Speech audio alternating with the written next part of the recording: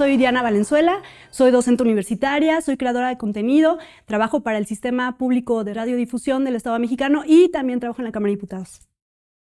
Desde la Cuarta Transformación siempre ha habido una política no intervencionista, siempre ha habido una política que le apuesta a la no colonialización o al no intervencionismo y también al no imperialismo, ¿no? Esto desde la estructura y desde los estatutos de Morena, ¿no? Nos congregamos siempre para hablar sobre procesos de emancipación, procesos que no son fáciles, procesos que requieren toda una estructura organizativa y colectiva que siempre va a estar en función de un solo principio.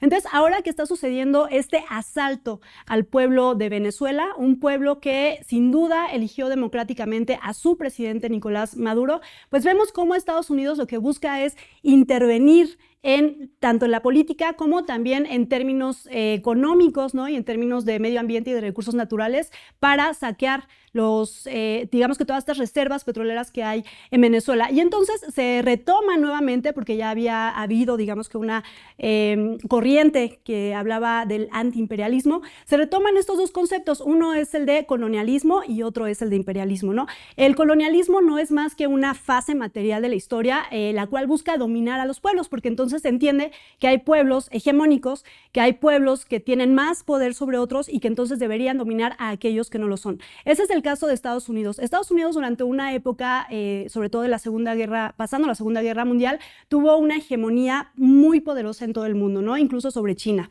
Entonces, lo que hizo fue, generar procesos de dolarización, donde el dólar se impuso como una de las monedas más importantes del mundo y con base en ellos empezaron a generar diversas formas de intercambio comercial y además la industrialización que generó Estados Unidos en el mundo, pues también provocó una dependencia de muchas regionalizaciones, sobre todo el de América Latina, para poder comerciar, vender, exportar, importar materia prima de estos países, ¿no? Entonces, lo que está sucediendo ahorita es que rebasaron a Estados Unidos porque ya no logró mantener esa hegemonía en el mundo y China pues se impuso como parte de algo que se le conoce como el mundo multipolar.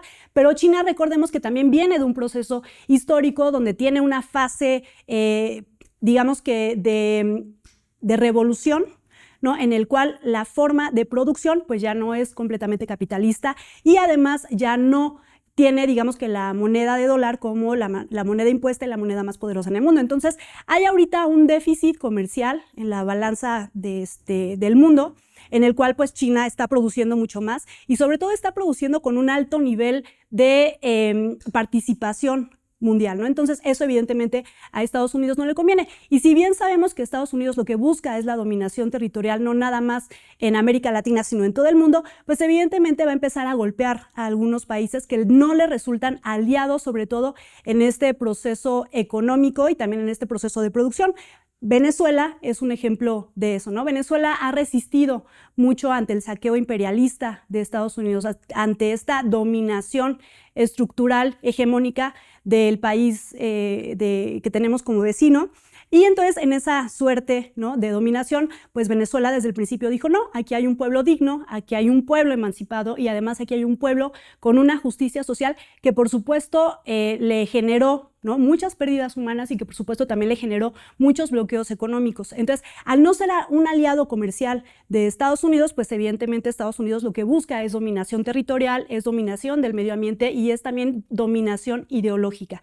Lo que no contaba Estados Unidos actualmente es que Venezuela y además todo el mundo ahora con este, insisto, asalto al pueblo venezolano y sobre todo al preso político y al expresidente que secuestró a Estados Unidos actualmente, Nicolás Maduro, pues lo que está haciendo es una reivindicación histórica para decir estos procesos no los vamos a permitir en nuestro país, ¿no? Y entonces lo que está haciendo en primera es a partir de instrumentos jurídicos generar nuevamente las condiciones políticas para que el chavismo, ¿no?, que es parte de este proceso ideológico y político de Venezuela, pues otra vez revire, ¿no? Y eso evidentemente a Estados Unidos pues nuevamente no le conviene, pero sigue siendo parte de esta lógica colonial, ¿no?, de esta lógica en la cual se entiende al país que ahorita ya está en decadencia, que es el imperialismo yanqui, como aquel que debería dominar las diferentes estructuras políticas, gubernamentales y económicas en América Latina, porque si bien no lo ha podido hacer en el mundo porque tiene rivales como China con una sobreproducción impresionante a la cual evidentemente no competiría,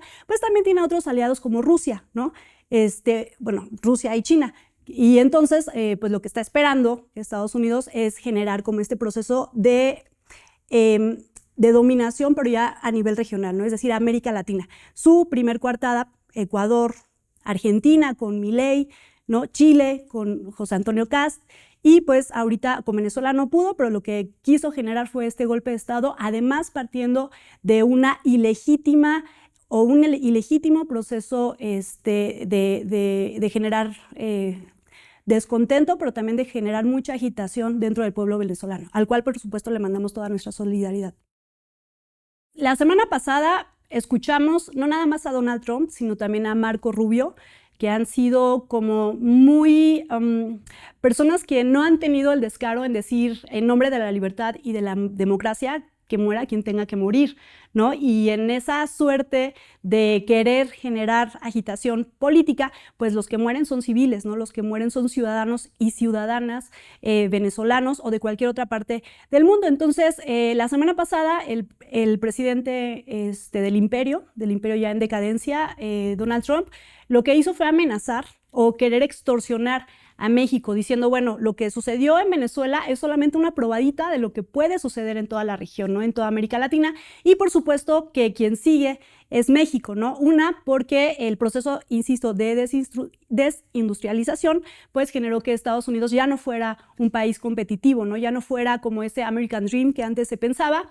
Y entonces lo que busca es tener injerencia directa, no nada más en los aparatos militares en México, sino también en las estructuras políticas, y eso genera, pues obviamente, un proceso de descontento en nuestro país, ¿no? Pero la presidenta, la doctora Claudia Sheinbaum Pardo, sin duda ha tenido un gran reto muy importante desde el inicio de su gestión. Y en principio fueron, digamos que estas formas de extorsionar al país a través de los aranceles, ¿no? Decía Donald Trump que iba a imponer 25% de aranceles a metales, a acero, pero esto como una forma, ¿no?, de querer amenazar si no es que se cumplían los propios caprichos de Estados Unidos. Y entonces esta estrategia no le funcionó porque evidentemente pues todas las empresas que están aquí en México generando trabajo y generando productividad y procesos de producción, pues se le fueron en contra. Dijeron, bueno, ¿sabes qué? Nos estás imponiendo aranceles prácticamente pues a los mismos ciudadanos estadounidenses que estamos invirtiendo capital en México. Entonces, esa estrategia no le funciona. ¿Y qué es lo que está haciendo ahorita? Pues algo muy fácil, algo muy cómodo para Estados Unidos y también para todo su aparato de dominación como la DEA y la CIA,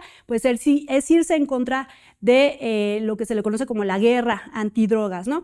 Pero también es un absurdo y lo hemos visto, es algo que no genera ningún tipo de espacio ni de comunidad que tenga ni paz ni justicia. Estados Unidos ha estado inmerso en las políticas antidrogas en México desde los 80s, desde los 70s, ¿no? Recordemos, por ejemplo, que en ese tiempo no nada más creció la inversión hacia los instrumentos de guerra, ¿no?, sino también aquí en México pues crecieron mucho los cárteles de la droga, ¿no? Y sabemos que, por ejemplo, en el periodo en el que Felipe Calderón también le declara la guerra al narco, sucedió lo mismo. Vino la DEA, intervino, generó procesos de capacitación militar y entonces se profundizó aún más la expansión territorial de los cárteles, ¿no? Tanto que ahí surgen los Zetas, la familia michoacana, los caballeros templarios, ¿no? Y toda esa es la herencia que ahorita tenemos y que sin duda la doctora Claudia Sheinbaum a partir de 4 ejes de seguridad los está combatiendo, ¿no? Pero entonces, ¿por qué dice Estados Unidos que sigue México? Porque, bueno, no le han funcionado ni los chantajes ni la extorsión, porque además el respaldo que tiene la doctora Claudia Sheinbaum Pardo,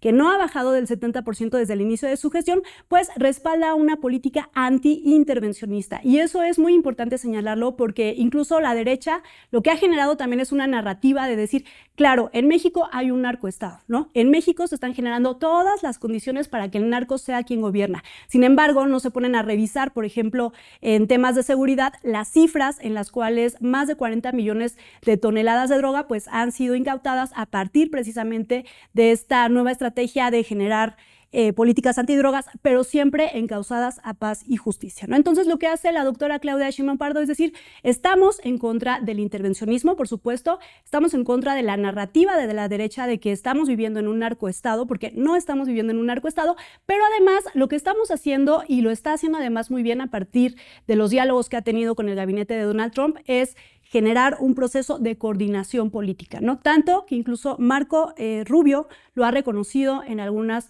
de sus intervenciones, ¿no? Históricamente, nunca ha habido un momento histórico en el cual México haya coordinado estrategias políticas antidrogas como ha sucedido en la actualidad.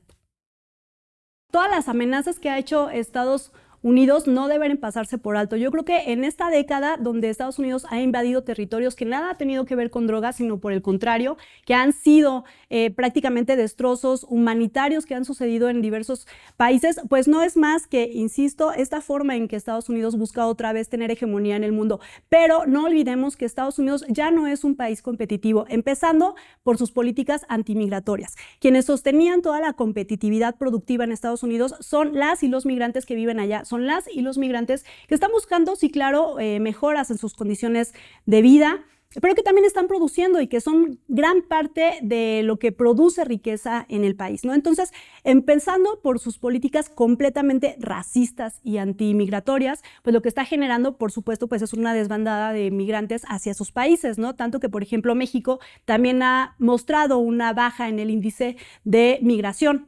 Y pues evidentemente eso no le conviene ni al país en términos productivos, pero tampoco a las empresas que invierten en capitales, ¿no? Hay un país que está completamente desestabilizando a todo el mundo, hay un país en conflicto y hay un país que permanentemente está buscando todo el tiempo generar procesos para intervenir y sobre todo para colonizar pueblos que dignamente han dicho no. Y por ejemplo mencionábamos en otros espacios el caso de México, ¿no? Si bien México durante un largo periodo neoliberal lo que hizo también fue buscar extraer los recursos naturales o el medio ambiente ya en una lógica no neoliberal, de los pueblos originarios, pues los propios pueblos originarios resistieron, ¿no? En México hay 68 pueblos indígenas que han sobrevivido incluso a esta época neoliberal donde quisieron saquear el agua, las mineras, los territorios para construir grandes inmobiliarias. Entonces, México, desde su propia raíz, como lo ha dicho el expresidente Andrés Manuel López Obrador en su último libro, Grandeza, pues México ha sido un país de mucha resistencia y lo va a seguir siendo, ¿no? Y en ese sentido, toda la política completamente de agitación que está causando Estados Unidos en Groenlandia, en Afganistán incluso, porque todavía siguen las persecuciones militares en Afganistán, en Irak, en Siria, bueno, lo que sucedió, por ejemplo, en Vietnam, pues evidentemente en México no va a funcionar, porque México es un país que ante todo se ha levantado sobre las revoluciones, se ha levantado a partir de no permitir intervencionismo ni francés, ni de Estados Unidos, ni británico, ni de ningún tipo, y yo creo que más bien tendrían que repensar esta forma de generar alianzas dentro del sur global, porque evidentemente no les resultó en Venezuela, menos les va a resultar en México, sobre todo cuando hay un gobierno digno y cuando hay un gobierno que tiene una aprobación, pero no una aprobación ficticia o una aprobación inflada, tiene una aprobación derivado de todos los programas sociales que lo que han permitido ahorita es sacar a más de 13 millones de personas de la pobreza, aumentar 13% el salario mínimo para 2026 y sobre todo generar procesos en los cuales las propias formas de producción capitalista pues no sean las dominantes, ¿no? Por ejemplo, se está pensando en que se retribuya y se invierta más en cooperativas, ¿no? O en la economía que se le conoce social y solidaria. Entonces, estas formas en cómo la doctora Claudia Sheinbaum está pensando y está repensando todo el tiempo la economía y los programas sociales para el bienestar y la justicia social, pues le dan un respaldo que va a ser muy difícil poderle arrebatar de un día para otro, sobre todo en este proceso de dominación imperialista. Yo creo que lo primero es siempre estar informados, ¿no? Formarnos políticamente, saber cuáles son los instrumentos de dominación del imperialismo para poder contrarrestarlos. Ahí ha habido autores muy interesantes que hablan sobre estas formas de manipulación colectiva, ¿no? En el cual se busca generar narrativas completamente contrapuestas a la realidad, ¿no? Y en ese sentido, a mí me parece que es lo principal, no dejarnos llevar, por ejemplo, por comentócratas que lo que hacen es buscar, ¿no?, persuadir a las personas de que una intervención militar sería lo mejor que le puede pasar a México. Y eso lo hace muy bien la derecha. La derecha invierte millones de pesos en influencers, en lo que ellos conocen como líderes de opinión, ¿no? Y tenemos ahí a la Raki, a Loret de Mola, a López Dóriga, que pues si bien ahorita lo que les falta y lo que ya no les queda pues es credibilidad. Entonces, en principio, generar procesos de formación, de información y sobre todo yo creo que en estos términos unirnos, generar procesos también de unificación y de respaldo a la presidenta, la doctora Claudia Sheinbaum Pardo, que ella lo ha dicho una y otra vez, lo principal es el pueblo. Ella fue elegida por más de 36 millones de votos y es la voluntad popular la que la tiene ahí. Entonces, finalmente, todas las políticas que ha generado hasta ahorita, ¿no?, en términos, por ejemplo, de la reforma energética, en términos de hidrocarburos, pues no son más que el reflejo de que la soberanía nacional es punta de lanza para nuestro país y además para una reindustrialización que lo que nos va a llevar es precisamente a la emancipación tanto económica como internacional de Estados Unidos. Entonces, si bien hay que estar alertas, porque por supuesto que una amenaza de Donald Trump no es cualquier cosa, yo creo que lo que tenemos que hacer es generar estos procesos de emancipación siempre encaminados a sostener y a respaldar a las políticas de nuestra presidenta Claudia Sheinbaum Pardo. Hola, mi nombre es Diana Valenzuela, soy comunicadora y soy columnista en el Sistema Público de Radiodifusión y les invito a que vean la 4TV.